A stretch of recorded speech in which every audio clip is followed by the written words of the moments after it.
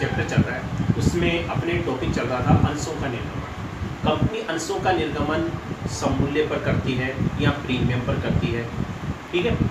और इन अंशों को कंपनी जनता में जारी करती है, ज़्यादा अंशों के लिए आवेदन आ जाते हैं, वो स्थिति अधिअभिदान ओवर सब्सक्रिप्शन कहलाती है।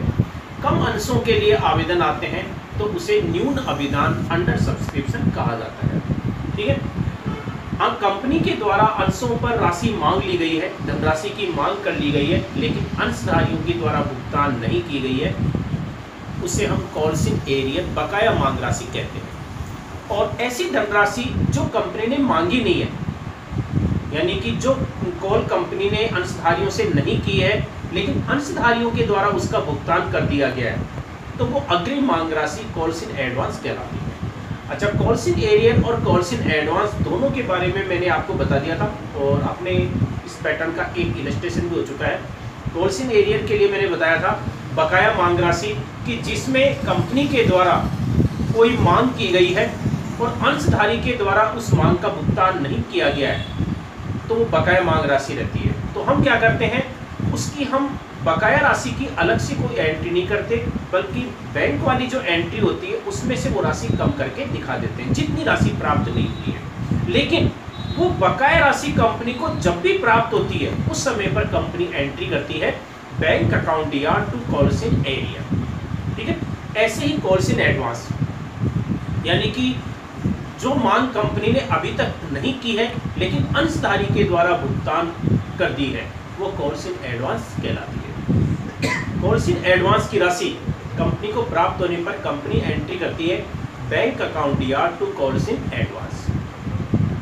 बकाया राशि कंपनी को प्राप्त होती है तो जितनी देरी से प्राप्त होती है कंपनी उतने समय का ब्याज लेती है और उस पर ब्याज की जो दर होती है 10% वार्षिक। लेकिन अग्रिम राशि पर कंपनी ब्याज का भुगतान करती है और उस पर ब्याज की दर होती है 12% वार्षिक। तो हमने इसके कुछ इलस्ट्रेशन कर लिए थे और क्वेश्चन, न्यूमेरिकल क्वेश्चन कर लिए थे हमने 5 तक। आज मैं आपको बता रहा हूँ इसका छठा न्यूमेरिकल क्वेश्चन। आज मैं आपको बता रहा हूँ इसका 6 नंबर का न्यूमेरिकल क्वेश्चन, पेज नंबर 223 पर छठा न्यूमेरिकल क्वेश्चन है।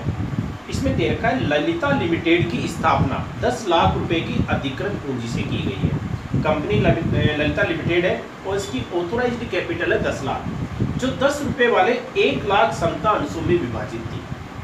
इक्विटी शेयर है और एक अंश का मूल्य है 10 रुपए, यानी कि कंपनी 1 लाख तक अंशों का निर्गमन कर सकती है। लेकिन कंपनी ने अंश कितने जारी किए हैं?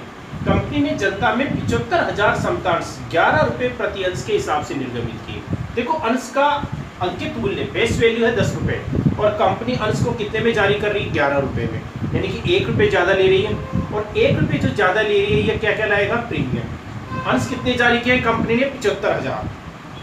राशि कैसी मांगी है कंपनी ने?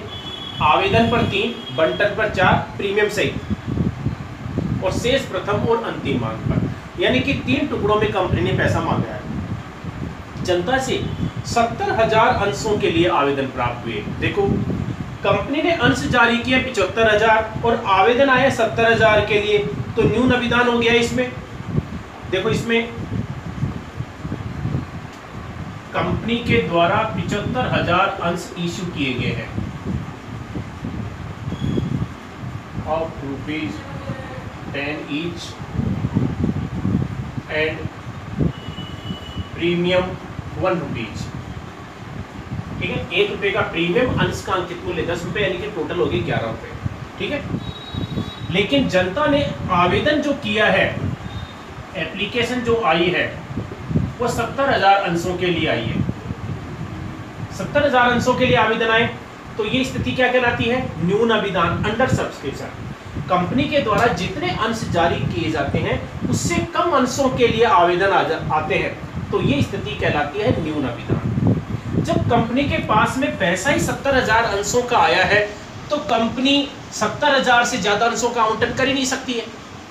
कंपनी बेचना चाहती थी 75,000 अंश, लेकिन आवेदन ही जब 70,000 के लिए आए, पैसा ही 70,000 का है, तो कंपनी आवंटन भी 70,000 अंशों का ही कर सकती है। इसलिए इसमें सारी एंट्रियां 70,000 से होगी। इसलिए ध्यान रखना है, कि न्यून अभिदान की स्थिति में कंपनी उतने ही अंशों का आवंटन करती है जितने अंशों के आवेदन आते हैं। सारी एंट्रियां इतने से होगी, 75,000 से कोई एंट्री नहीं होगी, क्योंकि न तो कंपनी के पास में 75,000 अंशों का पैसा है, न कंपनी ने आवंटन किया है। अब इसमें कंपनी ने जो पैसा मांगा है वो कैसे मांगा है, इसमें 3 रुपए तो एप्लीकेशन पर और 4 रुपए कंपनी ने अलॉटमेंट पर मांगा है, ठीक है। और इसमें प्रीमियम भी शामिल है, तो प्रीमियम आपके कितना हो गया, 1 रुपया।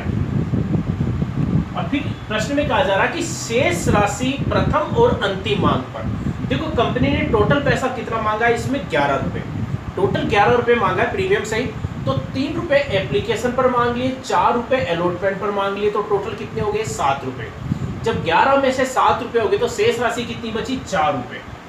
इसका मतलब है फर्स्ट कॉल पर जो राशि है वो कितनी होगी, 4 रुपए, ठीक है। इस प्रकार से 11 हो गए, क्योंकि टोटल कंपनी को 11 रुपए लेने प्रीमियम सहित, तो 4 रुपए फर्स्ट कॉल पर हो जाएगा, फर्स्ट एंड फाइनल कॉल, क्योंकि उसके बाद में और कोई कॉल नहीं है, ठीक है।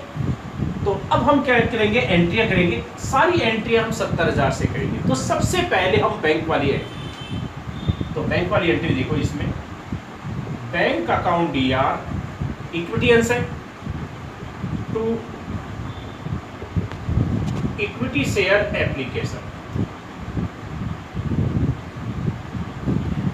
तो इक्विटी अंशों के एप्लीकेशन पर हमने कितने मांगे हैं, 3 रुपए, और कितने अंशों का पैसा है, 70,000 का। तो 70,000 को 3 से मल्टीप्लाई कर दो, कितने हो गए, 2,10,000। तो बैंक वाली जो एंट्री है वो 2,10,000 से कर देंगे, क्योंकि 70,000 का पैसा है कंपनी के पास में, और जब पैसा 70,000 का आया है, कंपनी ने आवंटन भी 70,000 अंशों का कर दिया है, यानी कि कंपनी ने आवेदन को स्वीकार कर लिया है। तो ये पूरा पैसा किस में ट्रांसफर हो जाएगा, शेयर कैपिटल में। तो दूसरी एंट्री हम कर देंगे, equity share application account DR to equity share capital.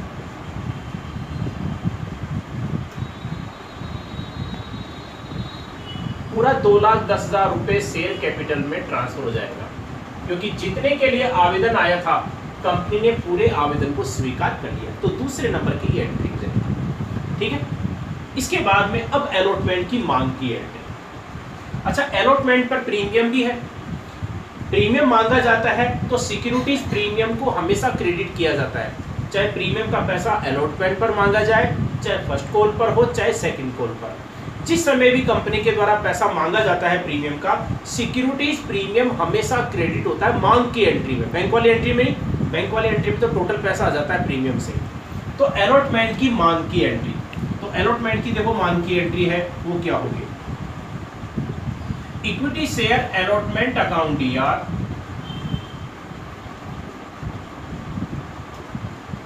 To equity share capital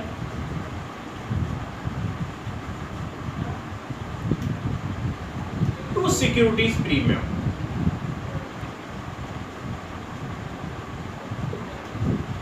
ये एंट्री हो जाएगी अलॉटमेंट की मांग की एंट्री। अच्छा, अलॉटमेंट पर देखो इसमें कंपनी कितने मांग रही है, टोटल 4 रुपए। तो अलॉटमेंट को 4 रुपए के हिसाब से डेबिट करेंगे, कितने अंशों पर, 70,000 से। तो 70,000 को 4 से मल्टीप्लाई कर दो, टोटल राशि कितनी हो गई, 2,80,000। तो शेयर अलॉटमेंट को हम डेबिट कर देंगे 2,80,000 से, लेकिन शेयर कैपिटल में अंकित मूल्य के हिसाब से, क्योंकि 4 रुपए में प्रीमियम कितना शामिल है, 1 रुपया, तो इसमें 3 रुपए के हिसाब से राशि आ जाएगी। तो 70,000 को 3 से मल्टीप्लाई करेंगे, 2,10,000। तो 2,10,000 शेयर कैपिटल में, और एक अंश पर प्रीमियम कितना है, 1 रुपया, तो 70,000 अंशों पर कितना हो गया, 70,000। 70,000 रुपये आपके सिक्योरिटीज प्रीमियम हो जाएगा। ये हो गई अलॉटमेंट की मांग की एंट्री, ठीक है। अब अलॉटमेंट का पैसा जब प्राप्त होगा तो फिर हम बैंक वाली एंट्री करेंगे। तो अलॉटमेंट की बैंक वाली एंट्री देखो, इसमें bank account DR to equity share allotment. ये अलॉटमेंट की बैंक वाली एंट्री, अलॉटमेंट का पैसा प्राप्त होगा तो हम ये एंट्री करेंगे bank account DR to equity share allotment. अब प्रश्न में देख लो कि अलॉटमेंट का पैसा पूरा मिल गया या नहीं मिला। तो इसमें प्रश्न में दे रखा है कि रमेश जिसके पास 1,000 अंश थे बंटन तथा प्रथम मांग राशि नहीं दी। बंटन और प्रथम मांग राशि यानी कि इसने अलॉटमेंट और फर्स्ट कॉल दोनों का ही पैसा नहीं चुकाया, इसने केवल एप्लीकेशन का पैसा ही चुकाया है, ठीक है। और सुरेश जिसके पास में 2000 अंश थे, प्रथम मांग राशि का भुगतान करने में असमर्थ रहा। सुरेश था, उसने फर्स्ट कॉल का पैसा नहीं चुकाया, इसने एप्लीकेशन और अलॉटमेंट का पैसा चुका दिया। तो अब हमारे को अलॉटमेंट की बैंक वाली एंट्री कर रहे हैं, तो अलॉटमेंट का पैसा केवल एक ही व्यक्ति ने नहीं चुकाया और वो था रमेश। अलॉटमेंट का पैसा केवल रमेश ने नहीं चुकाया और रमेश के अंश है वो कितने थे, 1000। तो 1000 अंशों पर अलॉटमेंट का पैसा प्राप्त नहीं हुआ और अलॉटमेंट पर हमने टोटल है वो कितना मांगा था, 4 रुपये। तो 1000 को 4 से मल्टीप्लाई कर दो तो कितने हो गए, 4000 रुपये। तो 4000 रुपये की राशि प्राप्त नहीं हुई। जो राशि प्राप्त नहीं होती है उसे हम क्या बोलते हैं, कॉल्स इन एरियर। और मैंने बताया था कॉल्स इन एरियर की हम अलग से कोई एंट्री नहीं करते हैं, बल्कि बैंक वाली जब एंट्री करते हैं उसमें से वो राशि लेस करके दिखा देते हैं। तो अलॉटमेंट पर हम टोटल पैसा कितना मांग रहे हैं, 2,80,000। तो 2,80,000 में से 4,000 रुपये कम कर दो तो इसका मतलब है कितनी राशि प्राप्त हुई है, 2,76,000। तो बैंक वाली एंट्री है अलॉटमेंट की, वो 2,76,000 से कर देंगे। इसका मतलब है कि अलॉटमेंट का पैसा हमारे को 2,76,000 मिला है, ठीक है। तो अब देखो इसमें हमने कॉल्स इन एरियर की कोई एंट्री नहीं की, बल्कि उस राशि को केवल कम करके दिखा दिया है। हाँ, अगर ये बकाया पैसा कंपनी को बाद में प्राप्त हो जाता है तो फिर हम उसकी एंट्री करेंगे। ये बकाया पैसा कितना है, 4,000। अगर ये बकाया पैसा कंपनी को बाद में जब भी प्राप्त हो जाता है उस समय पर कंपनी एंट्री क्या करेगी, bank account DR to calls in arrear. और बकाया मांग का नाम क्या है, शेयर अलॉटमेंट। तो हम ऐसे लिख देंगे bank account DR to share allotment, bracket में हम लिख सकते हैं कॉल्स इन एरियर, ठीक है। ये हो गया अलॉटमेंट की बैंक वाली एंट्री। अब देखो आपके फर्स्ट कॉल की एंट्री। तो फर्स्ट कॉल की पहले मांग की entry, share first and final call account DR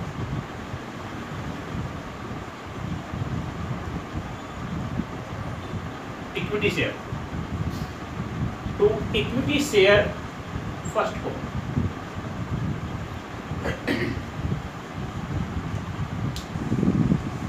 to equity share capital. अच्छा, फर्स्ट कॉल पर देखो कंपनी कितने मांग रही है, 4 रुपए।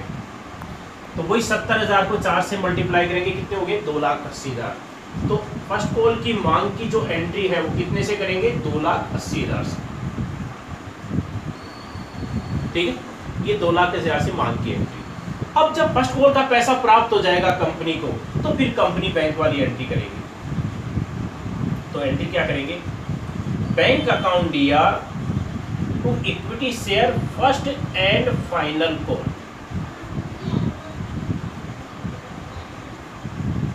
अब देखो इसमें फर्स्ट कॉल पर हमारी टोटल डिमांड है वो कितनी थी, 2,80,000। 2,80,000 रुपये हमारे को मिलने वाले थे और फर्स्ट कॉल का पैसा 2 व्यक्तियों ने नहीं चुकाया। इसमें 2 व्यक्तियों ने नहीं चुकाया, एक तो रमेश ने नहीं चुकाया और एक सुरेश ने नहीं चुकाया। तो इसमें रमेश के अंश है वो तो कितने थे, 1,000। इसने फर्स्ट कॉल का पैसा नहीं चुकाया, 4 रुपये के हिसाब से कितना हो गया, 4,000। और दूसरा व्यक्ति था सुरेश, सुरेश के थे 2,000। तो 2,000 अंशों पर 4 रुपये के हिसाब से कितने हो गए, 8,000 इसके हो गए।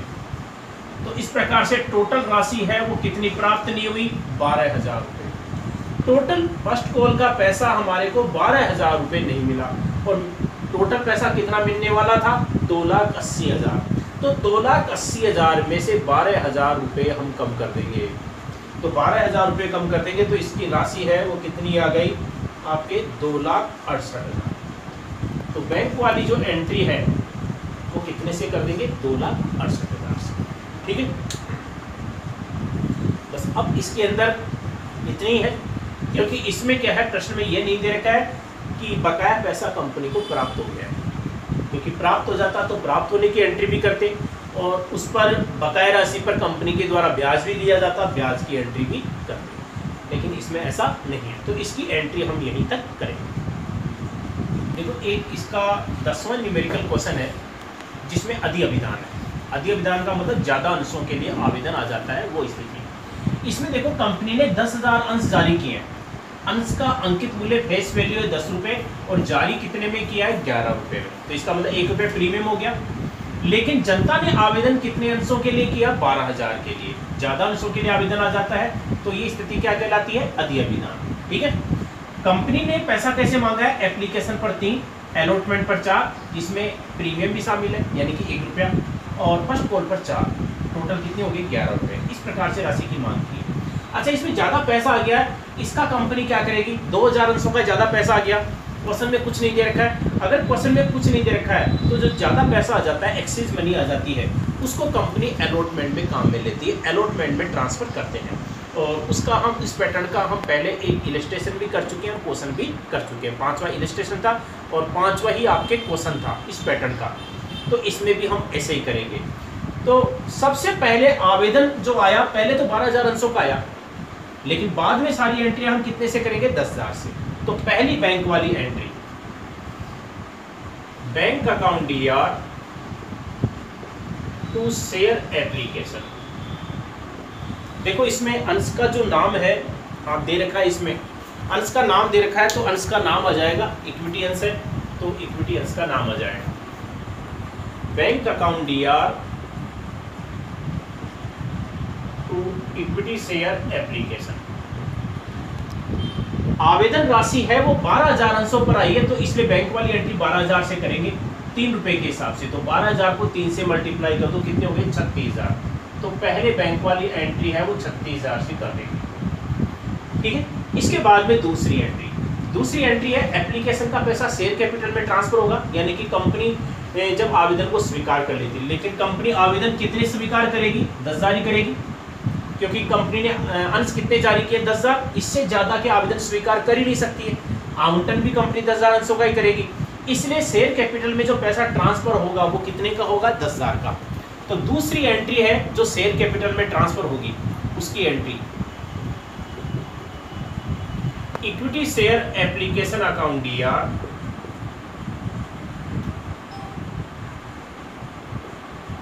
To equity share capital.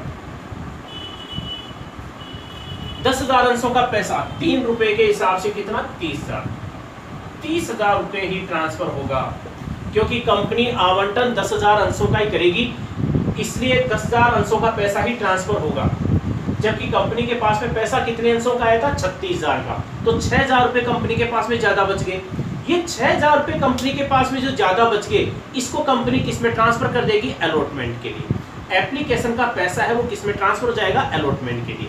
लेकिन ट्रांसफर करने से पहले हम अलॉटमेंट की मांग की एंट्री करेंगे। अलॉटमेंट पर कंपनी कितना मांग रही है 4 रुपए। अब सारी एंट्री हम 10,000 अंशों से करेंगे, तो अलॉटमेंट की मांग की एंट्री, अच्छा प्रीमियम भी है इसमें, तो equity share allotment account DR to equity share capital to securities premium.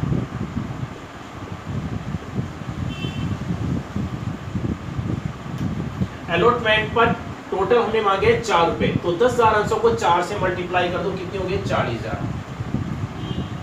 Allotment को तो डेबिट कर देंगे 40,000 से। अच्छा, शेयर कैपिटल में 3 रुपए के हिसाब से राशि आ जाएगी, कितने हो जाएंगे 30,000, और प्रीमियम में 1 रुपए के हिसाब से कितना हो जाएगा 10,000। ये हो जाएगी आपके अलॉटमेंट की मांग की एंट्री।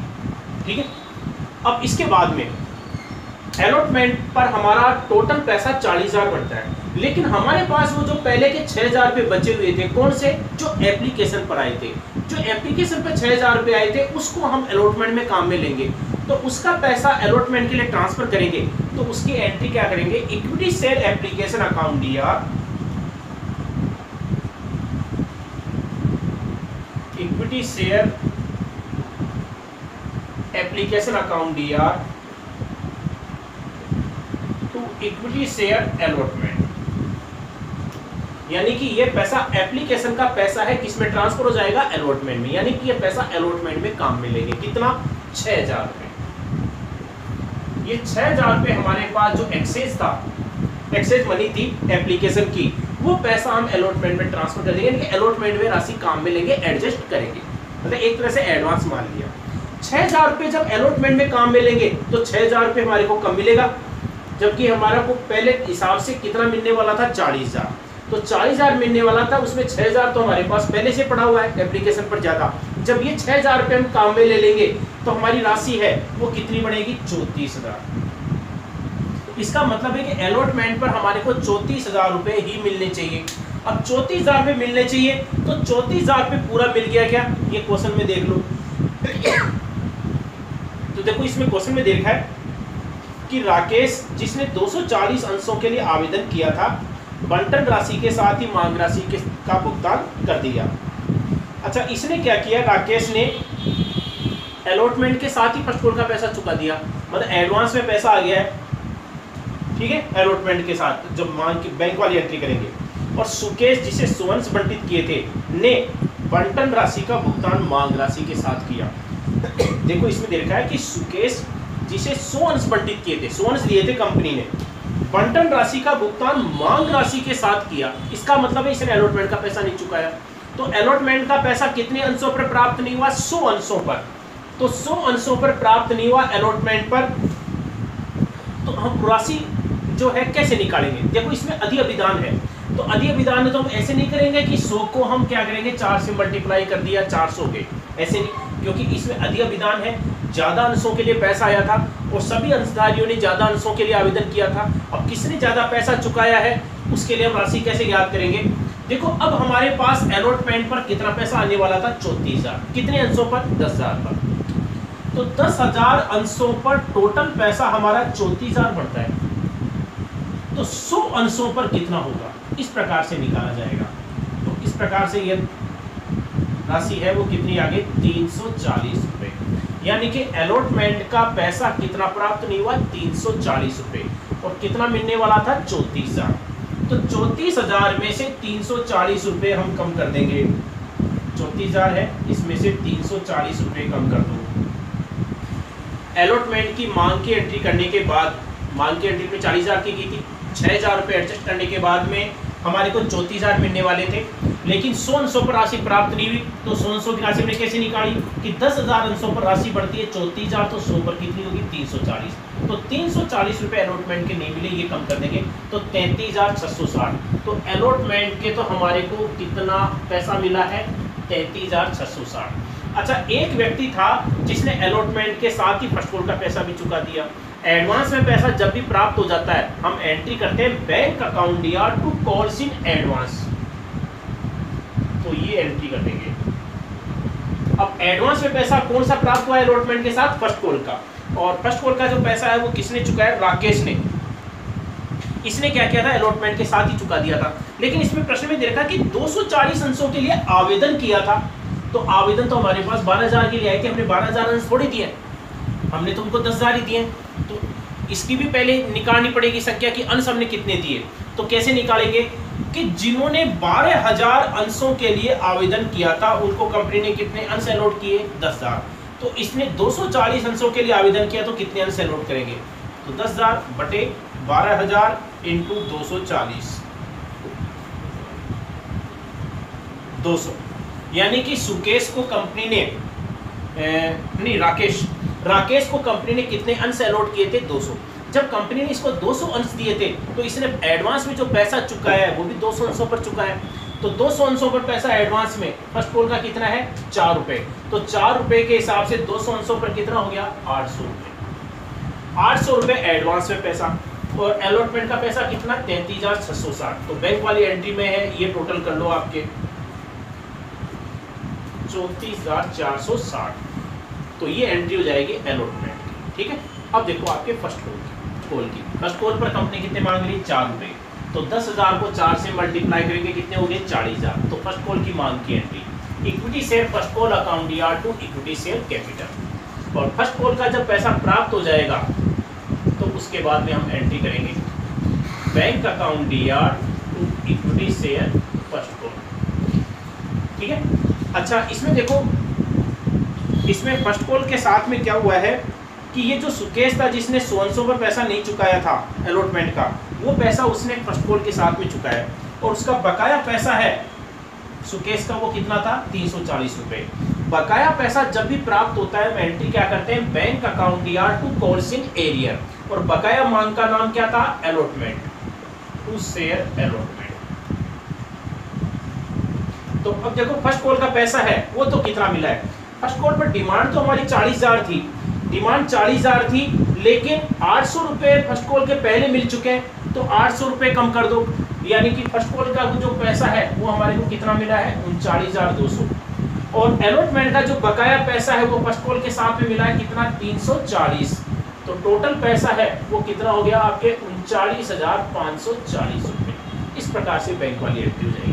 तो देखो ये जो आपके क्वेश्चन है इसमें कॉल्स इन एरियर और कॉल्स इन एडवांस दोनों है, और बकाया पैसा हमारे को बाद में प्राप्त हो गया है, उसकी एंट्री भी की और अधिक विधान भी है। तो मैंने आपको 2 क्वेश्चन बताएं, इन दोनों क्वेश्चन को आप एक बार फिर से रिपीट कर लेना।